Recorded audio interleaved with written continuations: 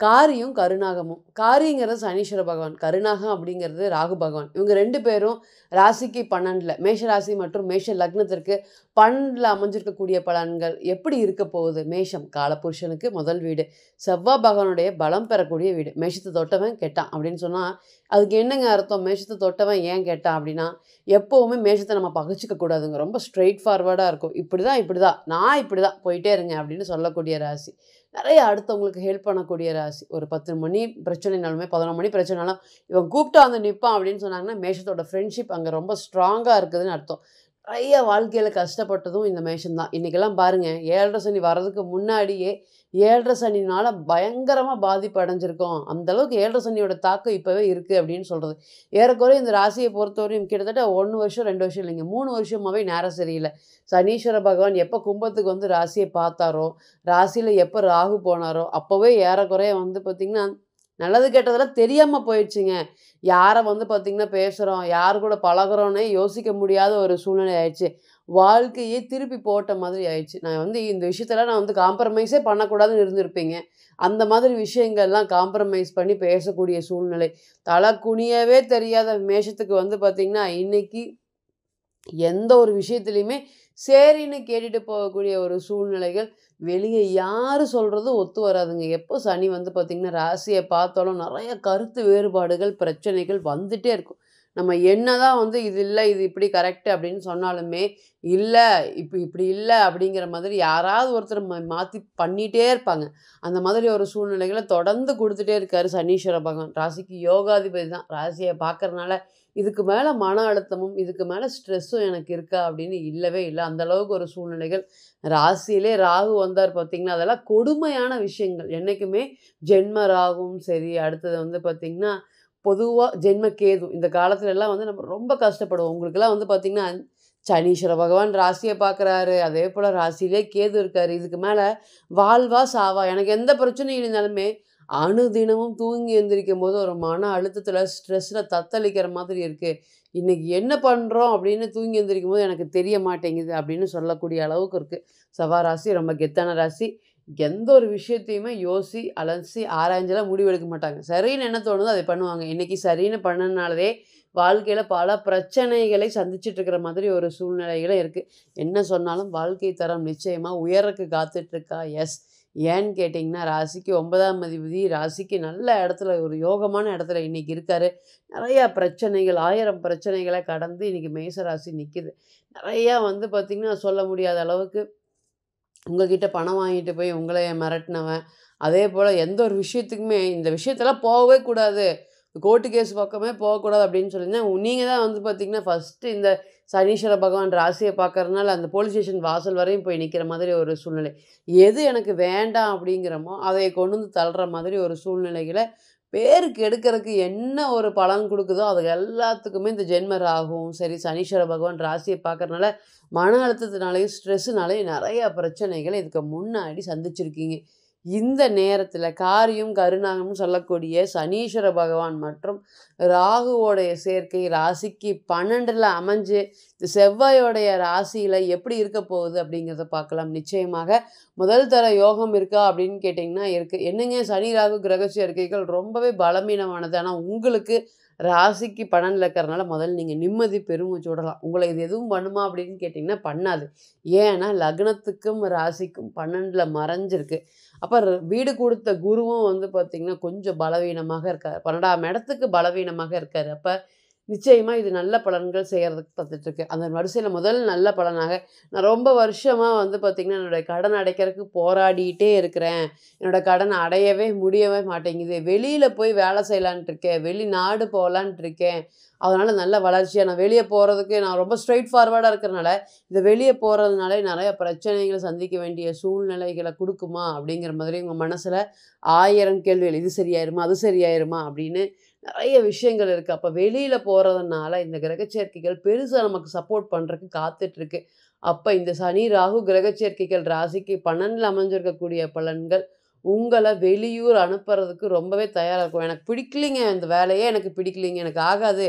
என்னுடைய சூழ்நிலைக்கு தகுந்த மாதிரி நான் வேலை செய்றதுக்கு காத்துட்ருக்கேன். ஆனா இன்னைக்கு என்னோட சூழ்நிலை இப்படி இருக்கிறதுனால எங்கேயும் வந்து முட்டி மோதி ஜெயிக்க முடியாத ஒரு சூழ்நிலையில ரொம்ப தத்தளிச்சுட்டு இருக்கேன் அப்படின்னு வருத்தப்பட்டுட்டு இருந்த உங்களுக்கு நிறைய புதிய வேலை வாய்ப்புகள் இவங்க சொன்னாங்க அங்கே வேலை இருக்குது, அவங்க சொன்னாங்க இங்கே வேலை இருக்குது அப்படின்னு நிறைய வேலை வாய்ப்புகள் கிடைக்கிறதுக்கு காத்துட்டு இருக்கக்கூடிய நேரமாக இருக்கும். பொதுவாகவே வந்து இவங்ககிட்டலாம் நான் போய் கையேந்து நிற்க முடியாது, கையேந்து நிற்கிறதுக்கு நான் இப்படியே இருந்துட்டு போயிடலாம் அப்படின்னு ரொம்ப கெத்தாக இருக்கக்கூடிய ராசி இன்னைக்கு வந்து அந்த பிரச்சனைகள் எல்லாமே பொருளாதாரம் சம்மந்தப்பட்ட பிரச்சனைகள் எல்லாமே தீருமா அப்படின்னு கேட்டிங்கன்னா எஸ், நிச்சயமாக தீரும்.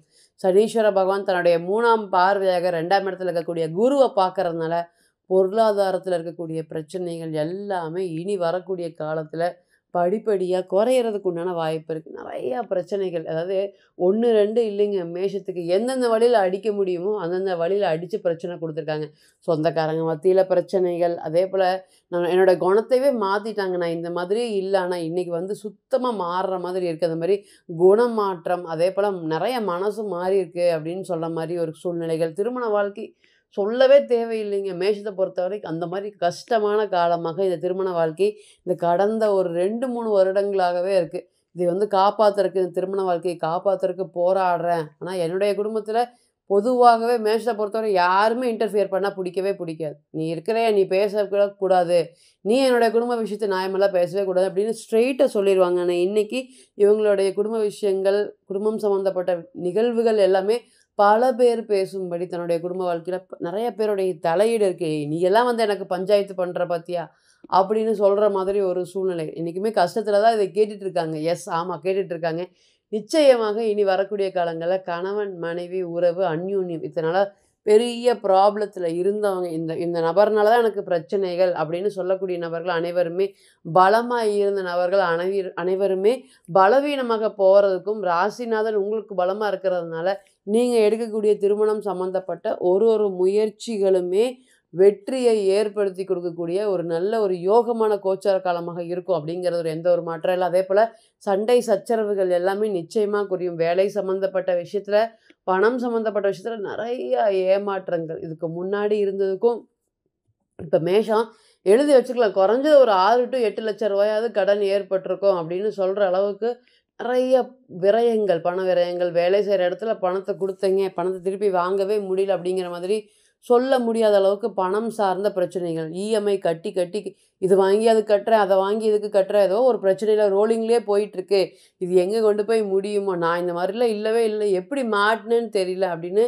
நீங்களே மனம் வருந்தி ஒரு புலம்புற அளவுக்கு உண்டான பலன்களை கொடுத்துட்ருக்காரு. இன்றைக்கி சனீஸ்வர பகவான் தான் இது எல்லாத்தையும் ஏற்படுத்தி கொடுக்குறாரா அப்படின்னு கேட்டிங்கன்னா எஸ். 11ஆம் அதிபதி 11லேயே இருந்து தன்னுடைய பாதகத்தை செய்கிறதுக்கு நிறைய காத்துட்ருக்கார். நிறைய அடியும் வாங்கிட்டார். ராசியை பாருங்கள், ஆரம்ப காலத்தில் இருந்து இன்னைக்கு வரையுமே ராசியை பார்க்கறதுனால என்ன நல்லது, எது கெட்டது, யார் நம்மளை ஏமாற்ற போகிறாங்க அப்படிங்கிற எதுவுமே தெரியாமல் நிறைய விஷயங்கள் ஏமாற்றம் நடந்திருக்கு. ஆனால் இதெல்லாமே கடந்து, சோதனைகளை கடந்து என்றைக்குமே மேஷம் வந்து சாதனை படிக்கக்கூடிய ராசி. மற்றவங்களாம் அடித்தா விழுந்துருவாங்க, மேஷம்லாம் அப்படி விழுகாதுங்க. எந்திரிச்சு ஆலமரம் மூலம் நின்று வளர்ந்து வாழ்க்கையில் ஜெயிக்கக்கூடிய ராசியாக கண்டிப்பாக இருக்கிறதுனால இந்த மாதிரியான கிரக சேர்க்கைகள் உங்களை எதுவுமே பண்ணாது. அப்படி இருந்தாலும் அதிலிருந்து நீங்கள் விடுபட்டுட்டு அடுத்த ஸ்டேஜுக்கு இந்த சனி ராகு கிரக சேர்க்கைகள் உங்களை பெரிய அளவுக்கு ஒரு நன்மைகள் செய்கிறதுக்கு, பொருளாதாரம் சம்மந்தப்பட்ட விஷயத்தில் ஒரு யோகத்தை கொடுக்கறதுக்கு நிச்சயமாக காத்துட்ருக்கு. கோபம் சம்மந்தப்பட்ட விஷயத்தில் ரொம்பவே கவனமாக இருக்கணும். சனி 12ஆம் இடத்துல வரனால, வாக்குஸ்தானத்தை பார்க்கறனால என்ன பேசுகிறோம் ஏது பேசுகிறோன்னு தெரியாமல் பேசுகிறதுனாலே பிற்காலத்தில் நிறைய பிரச்சனைகளை சந்திக்க வேண்டிய சூழல். ஏதோ ஒன்று சிறுசாக தான் பேசுனேன், இந்த அளவுக்கு அது பெரிய பிரச்சனைகளாக வந்து மாட்டுன்னு எனக்கு தெரியல அப்படின்னு சொல்கிற அளவுக்கு சூழ்நிலைகளை கொண்டு வந்து விட்டுரும். அதனால் ரொம்பவே கவனமாக இருக்கணும் பேச்சு சம்மந்தப்பட்ட விஷயத்தில். ஒருத்தர் அட்டாக் பண்ணணும், மேஷத்தை அட்டாக் பண்ணணும் அப்படின்னா பேச்சு தாங்க. பேச்சையும் கோபத்தையும் தூண்டி விட்டால் கண்டபடி நீங்கள் வந்து பார்த்திங்கன்னா பேசிடுவீங்க. அதனால் மேஷத்தை பொறுத்தவரையும் பேச்சில் வாக்கில் ரொம்ப கவனமாக இருக்கணும். பொருளாதாரத்துக்கு இது ஒரு உன்னதமான கிரக சேர்க்கையாக இருக்கும், பயப்பட தேவையில்லை. சந்தோஷம், மன மகிழ்ச்சி இதெல்லாமே மேஷத்துக்கு காத்துட்ருக்கு. ராசிநாதன் தனக்கு என்னென்னு போய் 3ஆம் இடத்துல உட்கார்ந்தனால கொஞ்சம் மனம் சார்ந்த சோர்வுகள் இருந்தாலும், 1000 பிரச்சனைகள் இருந்தாலும் அது எல்லாத்தையும் கடந்து வந்து ஜெயிக்கிறதுக்கு உண்டான வழிகளை நிச்சயமாக சனீஸ்வர பகவான் ஏற்படுத்தி கொடுப்பார் அப்படிங்கிறதுல எந்த ஒரு மாற்றமும் இல்லை. எங்கே வேணாலும் இருங்க, கோயிலுக்கு போகணுங்கிற அவசியம் இல்லை.